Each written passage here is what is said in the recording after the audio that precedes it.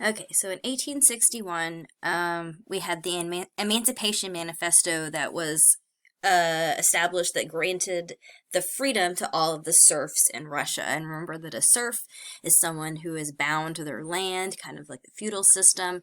So that sounds like a great thing. Yay, you're free, but now you have no money to buy any land, and you are forced to work in poor conditions with little pay, and you don't have a lot of your basic needs that are met at this time. So the peasants lived in extreme poverty. They became very disgruntled with the government.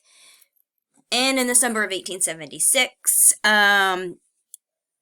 this lady went to work as an agricultural laborer, and here's some of the excerpts that she's telling us about how working conditions were. So it says that she started at 4 o'clock in the morning. She froze from bitterly cold dew, so she's waking up early and she's working in really cold conditions.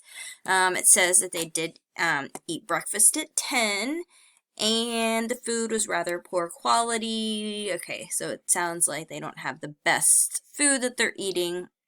The meal was poured into a wooden trough, so normally when I think of someone eating from a trough, I'm thinking of farm animals. After a brief breakfast, you return to work, and as the day wore on, now the heat is hitting you.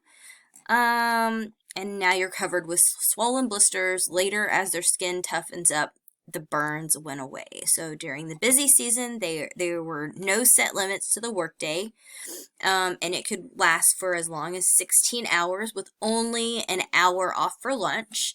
In the evening, they had to go back to camp, and frequently their evening's talks ended with the peasants saying, "This is our fate, so it has been written, or we're born, we'll die."